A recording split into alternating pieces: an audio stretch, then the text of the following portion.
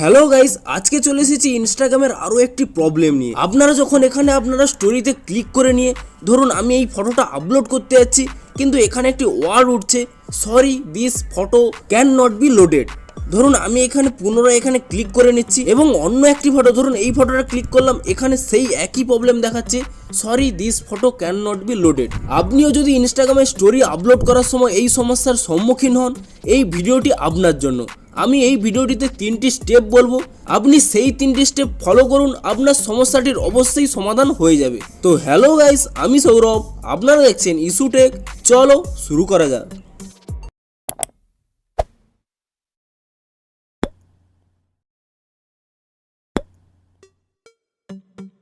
তো এর জন্য প্রথম যে সলিউশনটি হলো, আপনি প্রথমে ইনস্টাগ্রাম অ্যাপ থেকে বেরিয়ে যাবেন এবং তারপরে এই ইনস্টাগ্রাম অ্যাপটিকে ট্যাব অ্যান্ড হোল্ড করে রাখলে এখানে একটি অ্যাপ ইনফো দেখতে পাবেন। সেই অ্যাপ ইনফোতে যদি ক্লিক করে নেন তো এখানে একটি ক্লিয়ার ডাটা অপশান দেখতে পাবেন। সেই ক্লিয়ার ডাটাতে ক্লিক করে নিয়ে আপনি এখানে ক্লিয়ার ক্যাচ করে নেবেন। তো এখানে ক্লিয়ার ক্যাচে ক্লিক করে নিয়ে ওকেতে ক্লিক করে দেবেন এবং তারপরে আপনি এখানে প্লে স্টোরে চলে যাবেন এবং সার্চ করে নেবেন ইনস্টাগ্রাম বলে।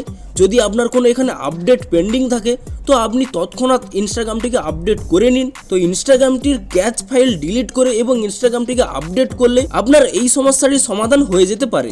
আপনার দ্বিতীয়ত যে কারণে এই সমস্যাটি দেখা দিতে পারে তা হলো আপনার ওই ফটোটি যদি এইচডি কার্ডে থাকে বা আপনার মোবাইলে যে মেমোরি কার্ড রয়েছে সেই মেমোরি কার্ডে যদি ওই ফটোটি থেকে থাকে তো আপনি সেই ফটোটিকে ইনস্টাগ্রাম স্টোরিতে আপলোড করতে গেলে এই প্রবলেমটি দেখা যেতে পারে। তার জন্য আপনি কি করবেন, প্রথমে আপনি এখানে ফাইল ম্যানেজারে ক্লিক করে নেবেন, তারপর এখানে ইমেজে চলে যাবেন এবং আপনি যে ফটোটিকে ইনস্টাগ্রাম স্টোরিতে আপলোড করতে চান, ধরুন আমি এই ফটোটিকে ইনস্টাগ্রাম স্টোরিতে আপলোড করতে চাই, তাই জন্য আমি এই ফটোটিকে সিলেক্ট করে নিলাম এবং এখানে নিচের দিকে একটি অপশান দেখতে পাবেন মুভ বলে।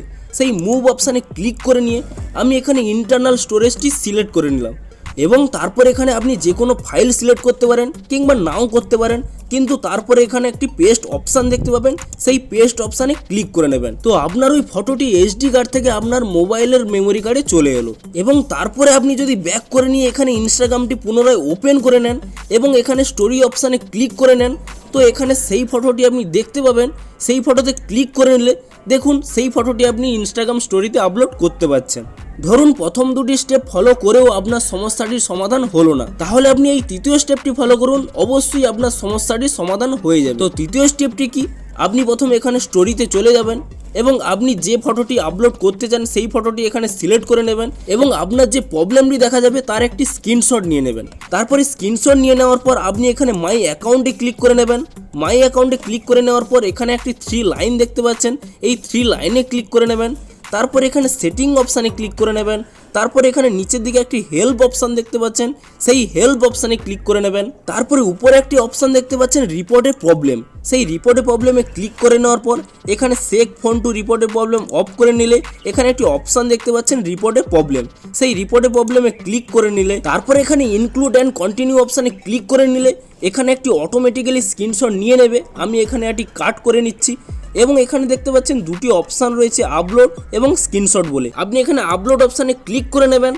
তো তারপরে দেখতে পাচ্ছেন আমার যে প্রবলেমটি হয়েছে আমি এখানে স্ক্রিনশটটি তুলে রেখেছি, এটি আপনি সিলেক্ট করে নেবেন। তো দেখুন এই ফটোটি আমার সিলেক্ট হয়ে গেছে এবং এখানে একটি আপনার প্রবলেম লিখতে হবে। আমি এই ভিডিওটির ডেসক্রিপশানে একটি প্রবলেম লিখে দিয়েছি, সেই প্রবলেমটি আপনারা দেখে নিয়ে এখানে লিখে দিন। তো সেই প্রবলেমটি লেখা হয়ে গেলে এবং এখানে ফটোটি ইনক্লুড করে নেওয়ার পরে আপনি এখানে একটি সেন্ড অপশান দেখতে পাবেন, সেই সেন্ড অপশানে ক্লিক করে নেবেন। তো এর ফলে আপনার যে প্রবলেমটি হচ্ছে তা ইনস্টাগ্রামের কাছে চলে যাবে, তারা যত তাড়াতাড়ি সম্ভব আপনার সমস্যাটির সমাধান করে দেবে। তো এই 3টি স্টেপ আপনারাও ফলো করুন, তাহলে আপনার সমস্যাটিরও সমাধান হয়ে যাবে। ভিডিওটি যদি একটু হেল্পফুল বলে মনে হয় অবশ্যই একটি লাইক করে দিন, আর চ্যানেলে যদি নতুন এসে থাকেন অবশ্যই চ্যানেলটিকে সাবস্ক্রাইব করে নিন, কারণ ইনস্টাগ্রামে যে কোনো সমস্যার সমাধান রিলেটেড ভিডিও এই চ্যানেলে অবশ্যই পেয়ে যাবেন।